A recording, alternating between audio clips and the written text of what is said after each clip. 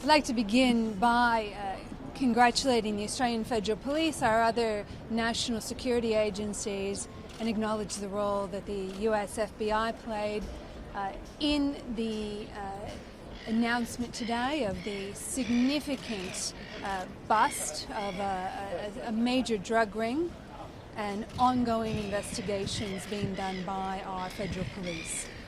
The operation that was announced today is one that the Parliamentary Joint Committee on Intelligence and Security has received briefings on in recent weeks. It is one that I welcome. It is one that I acknowledge the significant work of our national security agencies.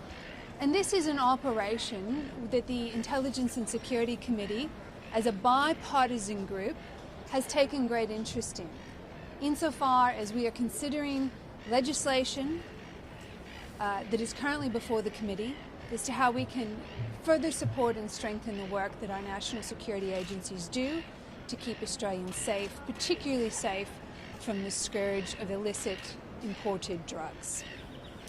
Now, I do want to acknowledge today that the Prime Minister, Mr. Morrison, made a number of statements in his media conference that are flat out wrong.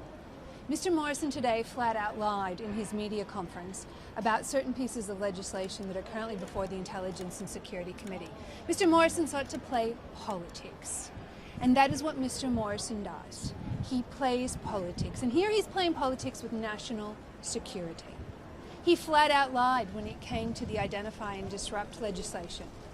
He said that there are parties in the Parliament, including my own, that don't support that legislation. He's flat out wrong. That bill is currently before the Bipartisan Intelligence in Security Committee. That bill hasn't even had its hearings yet. That bill hasn't even had its report come down from the Bipartisan Parliamentary Joint Committee on Intelligence and Security. This is a bill that, in fact, the Intelligence Security is continuing to receive briefings on. And so it's just wrong in Mr. Morrison to say, to impute, to claim that Labor doesn't support this bill. He's just flat out lying.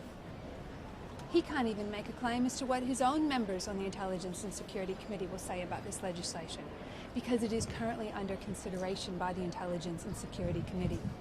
Mr. Morrison also tried to claim that Labor doesn't support the International Production Orders Bill. He's flat out lying. Maybe he doesn't realize that last week the Bipartisan Intelligence and Security Committee handed down a unanimous bipartisan report. The Liberal and the Labor members of the Intelligence and Security Committee last sitting period tabled a report in Parliament saying that the International Production Orders Bill should be supported.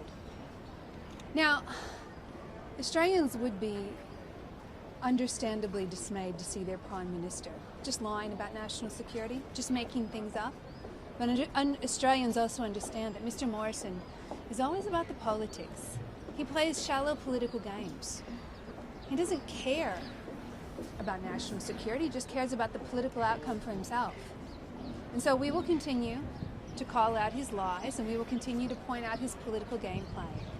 But through the Intelligence and Security Committee, Labor will continue to work with our Liberal colleagues in the national interest to keep all Australians safe. And in making these remarks this morning, I particularly would like to acknowledge my Liberal counterparts in the Intelligence and Security Committee, including the Liberal Chair, Senator James Patterson. They work in a cooperative, bipartisan fashion with the Labor members in the national interest. And my commitment to Australians is that we will continue to do that. I would also today like to make some comments in relation to the news that broke overnight that the youngest daughter of the Biloela family has been rushed to Perth for emergency medical treatment. Young Tharnicaa is only 3 years old. And by the accounts we've heard this morning from her parents and from friends of the family, she has been gravely ill now for some 2 weeks. She's been vomiting, she's had diarrhea, she's had a high fever, and her parents say that they could not get access to appropriate medical care, that she grew sicker and sicker, and now resulting in this emergency medical evacuation to Perth.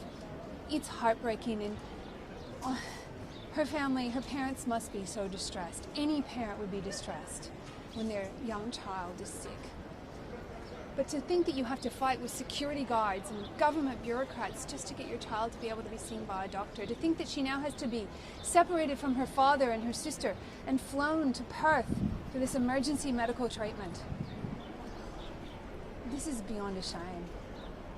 It's time for this sad, terrible saga to come to an end. This family has been through enough. They have been through enough. The Australian government, the Morrison government, has spent some $50 million trying to deport this family. All we have seen are two little girls. All that has resulted in is two little girls born in Australia who have known almost nothing their whole lives except detention. And their physical health, their mental health is now suffering as a result. This sad, sorry saga, this expensive saga can end today. It can end today with the Minister for Home Affairs, Karen Andrews, taking the humane, respectful, common sense decision to allow this family to come home to Biloela, to the community in regional Queensland that loves them and wants them back. It makes no sense why this hasn't happened already. And given the news today, this devastating news about Tharnicaa's health, it is time for them to come home to Biloela.